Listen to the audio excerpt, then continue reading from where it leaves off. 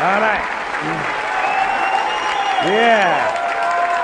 Thank you. This is a lively group we have here.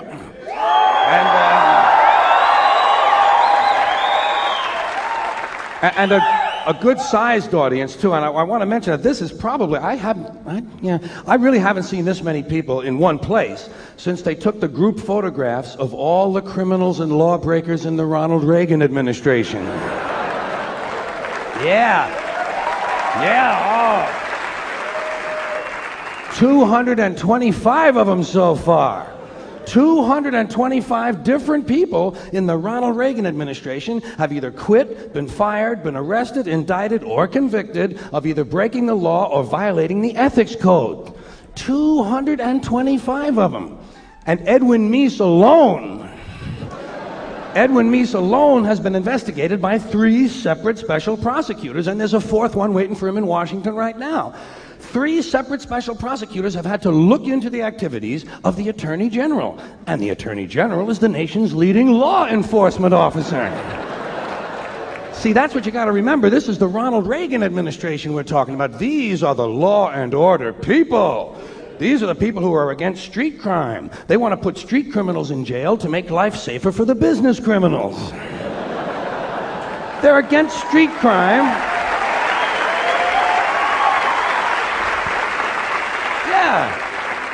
Yeah, they're against street crime, providing that street isn't Wall Street. And the Supreme Court decided about a year ago that it's all right to put people in jail now if we just think they're going to commit a crime. It's called preventive detention. All you got to do now is just think they're going to commit a crime. Well, if we'd have known this shit 7 or 8 years ago, we could have put a bunch of these Republican motherfuckers directly into prison.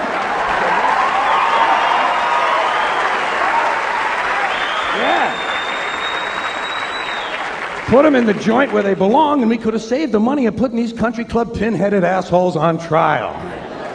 Another thing you got to remember, this is the group of people who were elected with the help of the moral majority.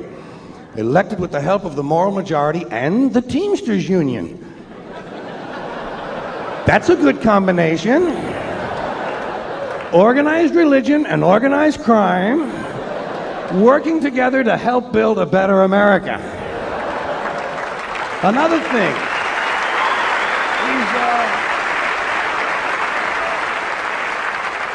keep in mind, these Reagan people are the ones that were going to get government off our backs. Remember that? That was the rhetoric of the 1980 campaign.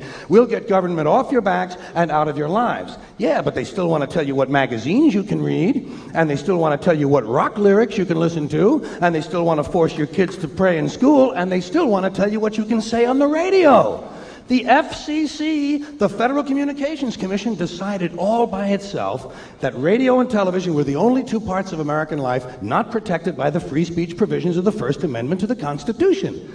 I'd like to repeat that because it sounds vaguely important. The FCC, an appointed body, not elected, answerable only to the president, decided on its own that radio and television were the only 2 parts of American life not protected by the First Amendment to the Constitution. And why did they decide that? Because they got a letter from a minister in Mississippi. A Reverend Donald Wildman in Mississippi heard something on the radio that he didn't like. Well, Reverend, did anyone ever tell you there are 2 knobs on the radio?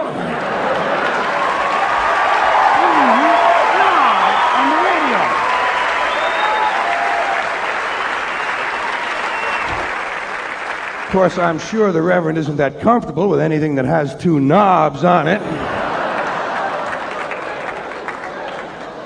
But hey, Reverend, there are 2 knobs on the radio. One of them turns the radio off, and the other one changes the station.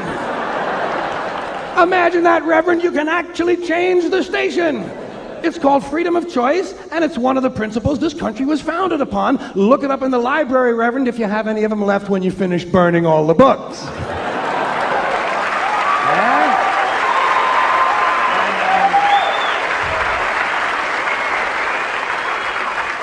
And I don't know how you feel about it, but I am getting pretty sick and tired of these fucking church people. I have just about had it with these fucking church people, all of them. You know what I say we ought to do with these churches? Tax them. Tax these motherfuckers. If they're so interested in politics and government policy and public policy, let them pay their admission price like everybody else. Tax them. Hey, the Catholic Church alone could wipe out the federal budget deficit if all you did was tax them on their real estate holdings. And speaking of real estate holdings, let's get back to Ronald Reagan and his criminal gang.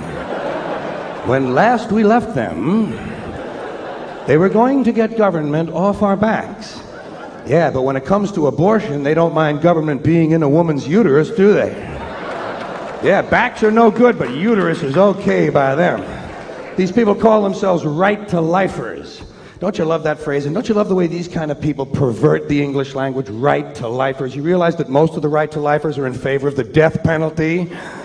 And they support the South American death squads, and they're against gun control, and they're against nuclear weapons control. When they say right to life, they're talking about their right to decide which people should live or die. So these right-wingers, you know, so these Reagan people, these right-wingers in general, these crypto-fascists, they're against homosexuality. They're against pornography. They're against sex education. They're against abortion. Yeah, they're going to get government off your back, but they're going to tell you how to live your sex life. And let me ask you this, how would they know anything about it? Have you ever taken a look at those people? No wonder they're afraid of their bodies. Take a look at them. Doesn't it strike you as mildly ironic that most of the people who are against abortion are people you wouldn't want to fuck in the first place? Doesn't it strike you a little strange?